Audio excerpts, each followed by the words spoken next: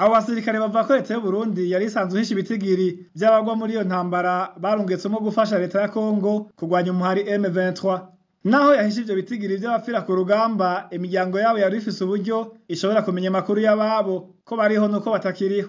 Ikibazo abasirikare iruhande yuko bariko barwana intambara badatahura nuko n'uburyo bari basigaranye bwo kumenyesha imiryango yabo kuba bakiriho canke atakiriho leta y'u Burundi iherutse kubaka. Umwe muri abo basirikare arabitwiganira. Ku bijanye natwe b'abasirikare turungikwa muri Kongo tugeze ku bintu bibabaje kandi biteye isoni. Twari tuzi abasirikare mwenyemenshi nkuko na mbere vyabaye, mugabo ubuho vyarenze urugero. Tugeze ku rwego rw'uko tugiye muri Kongo amatelefone twese atanumwe aba yifise. Ibyo tubivuze hejuru byarabibaye hafi abasirikare bagenzi bacu. Iyo umuntu yapfuye kumenyeshwa ko uwo muntu yapfuye ibintu bisanzwe.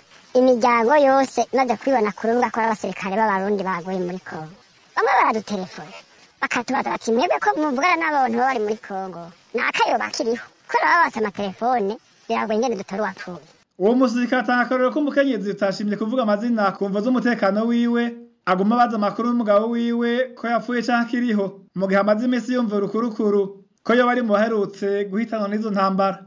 Ivyo rero birababaza cane abo basirikare kuko ata makuru bashobora kuronka y'abari Kongo ngo babwire imiryango k'ababo bariho canke batakiriho. Aguma baza ati none ko je bava ko umugabo wanje yapfuye nohabwa umuco gute? Akaza kwaza mu mitwebwe turi aha mu Burundi dutegurwaga kuzojayo tuti ntitumutora kuri telefone. Abo basirikare basaba umukuru w'igihugu n'uburongoye ibiro bikuru vya gisirikare guhagarika komare ya bene Burundi muri iyo ntambara itabega. Basaba ko hoba kuganira hagati y'abafise ivyo bapfa, abarongoye Burundi nabo bakareka gukokeza intambara. Uko twe turasavye umukuru w'igihugu vya gisirikare Prime Niyongabo n'umukuru w'igihugu, iki kibazo ca Kongo kirabe neza, tureke kubuza turaja kugwa muri Kongo ku nyungu z'abamwe bamwe. Nuko twe tubivuga ko twabivuze nande none mu 23 n'ico soda ca Kongo abantu so bafitanye amatati. Twebwe natwe mbavuga ngo ati rede tabarane n'ibi na FNL.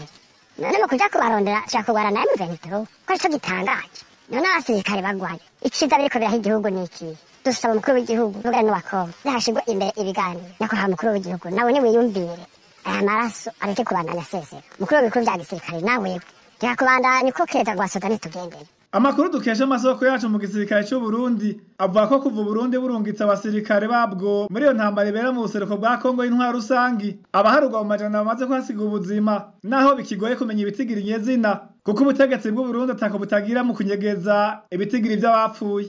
Ayo makuru nyene avuga ko bamwe mu bahitanwa n'iyo ntambara iriko ibera mu buseruko bwa Kongo y'intwaro rusangi badahamba n'iteka ribabereye kuko batabwa mu binogo rusangi hakurya muri Kongo bakanaturirwa.